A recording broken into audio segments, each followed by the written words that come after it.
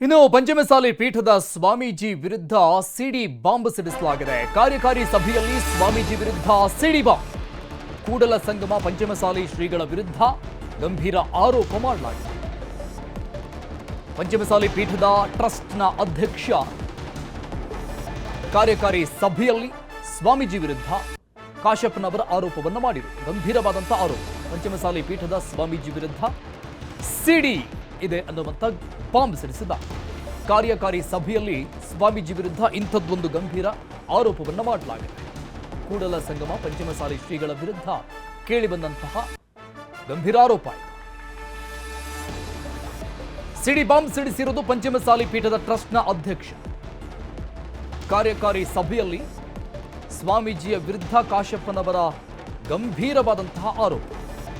ಸಭೆ ನಡೀತಿವತ್ತು ಪಂಚಮಸಾಲಿ ಪೀಠದಲ್ಲಿ ಕೂಡಲ ಸಂಗಮದಲ್ಲಿ. ಸಭೆಯ ನಂತರದಲ್ಲಿ ಮಾತನಾಡಿ ಪಂಚಮಸಾಲಿ ಪೀಠದ ಟ್ರಸ್ಟ್ನ ಅಧ್ಯಕ್ಷ ವಿಜಯಾನಂದ ಕಾಶ್ಯಪ್ನವರ್ ಗಂಭೀರವಾದಂತಹ ಆರೋಪ ಮಾಡಿದ್ದಾರೆ. ಸ್ವಾಮೀಜಿ ಉಚ್ಚಾಟನೆ ನಿರ್ಧಾರ ಘೋಷಣೆಗೂ ಮುನ್ನ ಸಭೆಯಲ್ಲಿ ಕಾಶ್ಯಪ್ನವರ ಹೇಳಿಕೆ.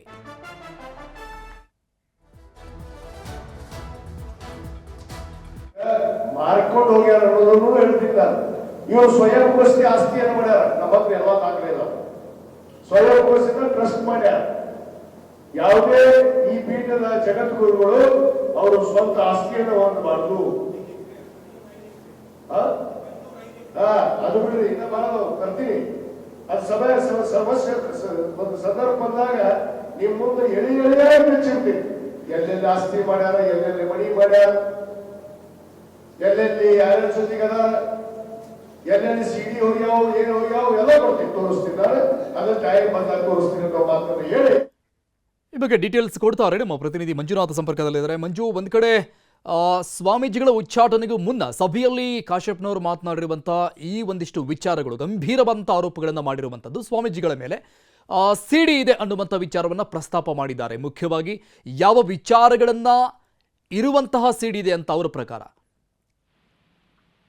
ಅರುಣ್, ಏನು ಕೂಡಲ ಸಂಗಮದ ಪಂಚಮಸಾಲಿ ಪೀಠದ ಪೀಠಾಧಿಪತಿ ಆಗಿರುವಂತಹ ಬಸವಜಯ ಮೃತ್ಯುಂಜಯ ಸ್ವಾಮೀಜಿಗಳನ್ನ ಉಚ್ಚಾಟನೆ ಮಾಡೋದಕ್ಕಾಗಿ ಅಂತ ಹೇಳಿದ್ರೆ ಇವತ್ತು ಪೀಠದ ಟ್ರಸ್ಟಿಗಳು ಮತ್ತು ಅಧ್ಯಕ್ಷರನ್ನ ಒಳಗೊಂಡು ಇವತ್ತು ಸಭೆಯನ್ನು ನಡೆಸಿರುವಂತದ್ದು. ರಾಜ್ಯ ಕಾರ್ಯಕಾರಿಣಿ ಸಭೆಯಲ್ಲಿ ಇವತ್ತು ಮಧ್ಯಾಹ್ನದಿಂದ ನಡೆದಂತಹ ಸಭೆಯಲ್ಲಿ ಸುದೀರ್ಘವಾಗಿ ಕೆಲವೊಂದಿಷ್ಟು ವಿಚಾರಗಳನ್ನ ಚರ್ಚಿಸಿ ಅದಾದ ಬಳಿಕ ಮಾಧ್ಯಮಗಳ ಮುಂದೆ ಕಾರ್ಯದರ್ಶಿ ನೀಲಕಂಠ ಸೂಟಿಯವರು ಸ್ವಾಮೀಜಿಯವರನ್ನ ಉಚ್ಚಾಟನೆ ಮಾಡಲು ನಾವು ನಿರ್ಣಯವನ್ನ ಮಾಡಿದ್ದೀವಿ ಅನ್ನುವಂತಹ ಘೋಷಣೆಯನ್ನ ಮಾಡಿದ್ರು.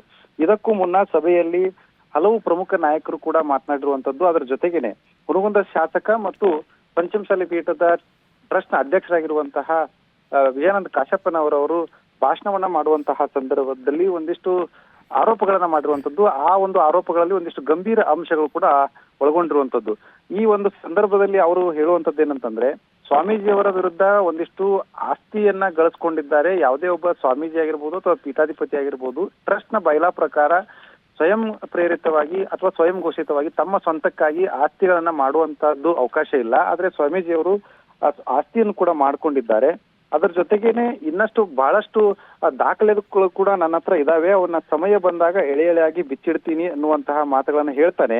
ಅದರ ಜೊತೆಗೆ ಹೇಳ್ತಾ ಇರುವಾಗಲೇ ಎಲ್ಲೆಲ್ಲಿ ಆಸ್ತಿಯನ್ನ ಮಾಡಿದ್ದಾರೆ, ಎಲ್ಲೆಲ್ಲಿ ಮನಿಯನ್ನ ಮಾಡಿದ್ದಾರೆ, ಎಲ್ಲೆಲ್ಲಿ ಯಾರ ಜೊತೆಗೆ ಇರ್ತಾರೆ, ಎಲ್ಲೆಲ್ಲಿ ಸಿಡಿ ಹೋಗಿದಾವೆ, ಎಲ್ಲೆಲ್ಲಿ ಏನ್ ಹೋಗಿದಾವೆ ಎಲ್ಲವನ್ನು ತೋರಿಸ್ತೀನಿ, ಆದ್ರೆ ಟೈಮ್ ಬಂದಾಗ ತೋರಿಸ್ತೀನಿ ಎನ್ನುವಂತಹ ಮಾತನ್ನ ಅಲ್ಲಿ ಪ್ರಸ್ತಾಪ ಮಾಡಿರುವಂತದ್ದು.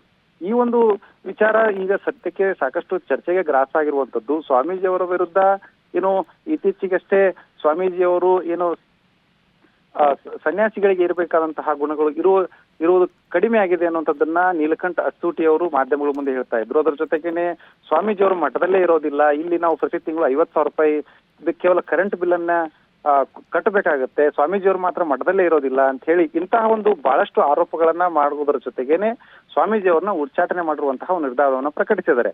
ಸದ್ಯ ಇದೀಗ ವಿಜಯಾನಂದ ಕಾಶ್ಯಪ್ಪನವರ ಆಡಿರುವಂತಹ ಮಾತುಗಳು ಸಾಕಷ್ಟು ಚರ್ಚೆಗೆ ಗ್ರಾಸವಾಗಿದೆ. ಈ ಆರೋಪಗಳ ಹಿಂದೆ ಇರುವಂತಹ ವಿಚಾರ ಏನು ಅನ್ನುವಂಥದ್ರ ಬಗ್ಗೆ ಚರ್ಚೆಗೆ ಆಸ್ಪದ ಆಗಿರುವಂತದ್ದು. Arun, thank you Manjunath ಡೀಟೇಲ್ಸ್ಗೆ.